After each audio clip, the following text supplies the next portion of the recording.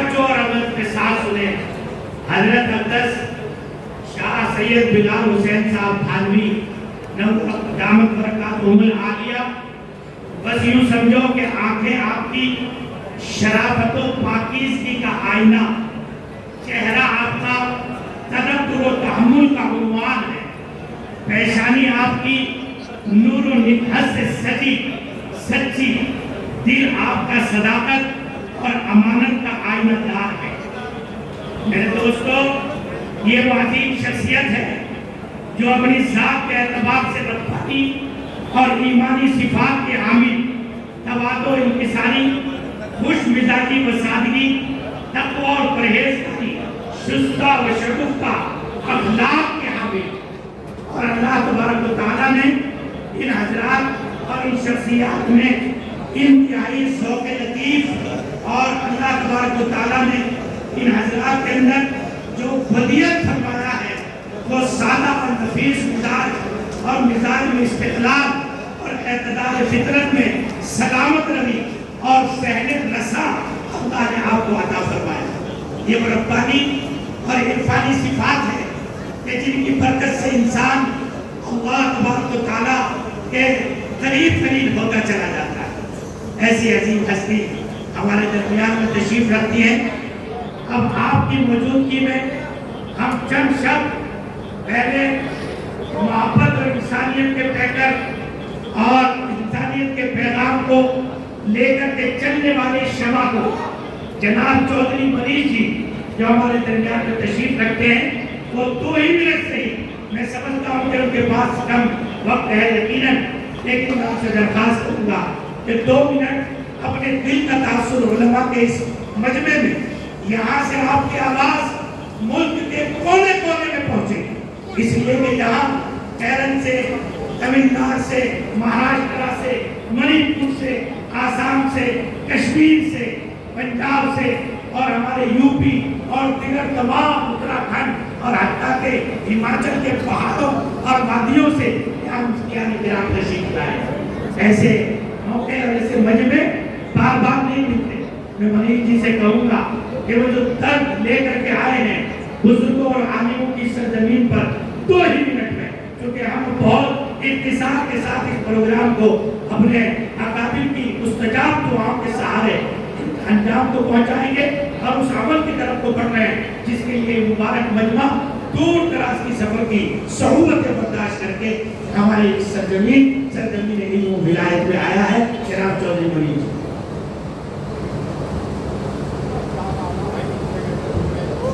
धन्यवाद सर जी। आप सभी को मेरी ओर से, जितने भी यहाँ पे उलमाए आज यहाँ पर अपनी पढ़ाई पूरी की है, हमारी और हमारी टीम की ओर से आप सभी को बहुत बहुत हार्दिक शुभकामनाएं। देखिए, मेरा ये सौभाग्य है कि इस पावन धरती जो कि उलमाओं की धरती है, वे उलमा जिन्होंने इस देश को सुरक्षित रखने के लिए अपने प्राणों की आहुति दी और इस देश को मजबूत और एकजुट बनाने में सभी उलमा को जो विशेष सहयोग रहा वो वाकई में ही काबिल उलमाए देवबंद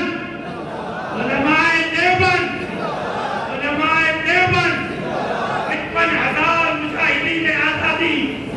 55,000 मुजाहिदीन आज़ादी, नारे तकबीर,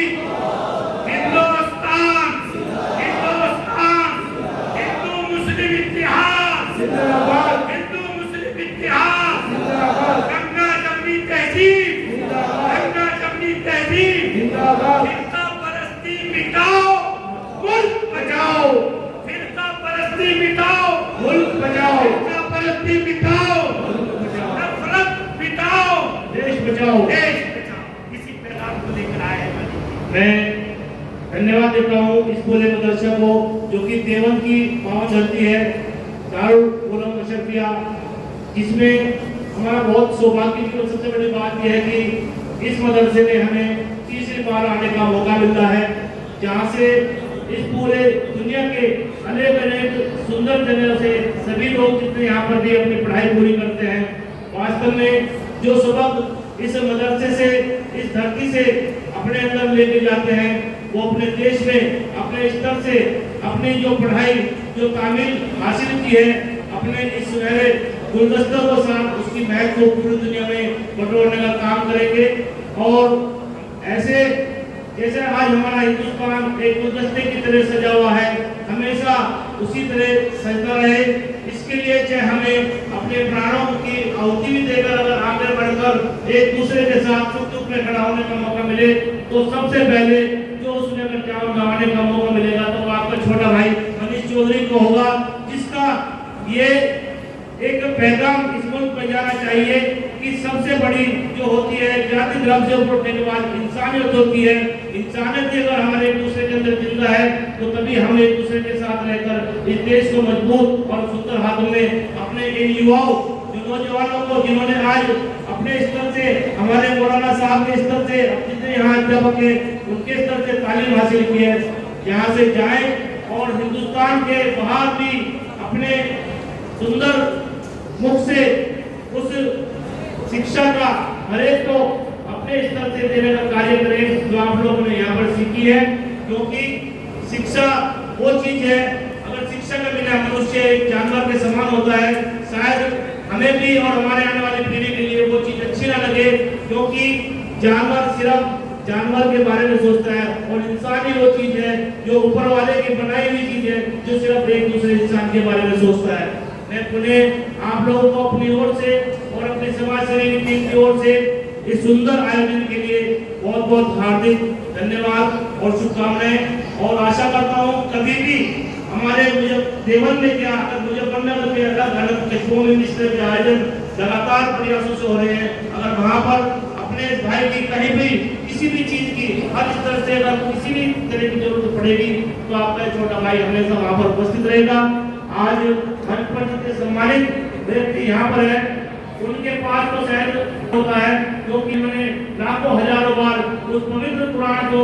अपने अंदर समेटा और अपने माध्यमों से आप लोगों के बीच में उसको पहुंचाने का कार्य किया। तो ये वास्तव में ही पूजनीय है और हमेशा हमारे लिए एक सबक हमारी पीढ़ियों के लिए रहेंगे। क्योंकि जब तक उलेमाए इस देश में अपने भारत के और अपने मजहब के और अपने संस्कृति के हिसाब से बात करता रहेगा तो ये भारत हमेशा मजबूत बनता रहेगा। उन्हें आप लोगों को एक बार फिर धन्यवाद।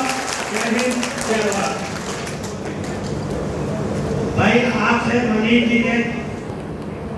जो आशा की है, आप यकीनन हुसैन अहमद मदनी रहमतुल्लाह अलैह की रूहानी औलाद हैं। आप इस मुल्क के लिए, इसकी हिंदुस्तानियत को जिंदा रखने के लिए तैयार है ना? इंशाअल्लाह।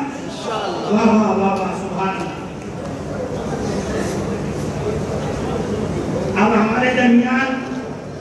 बहुत ही अजीम मुकनातीसी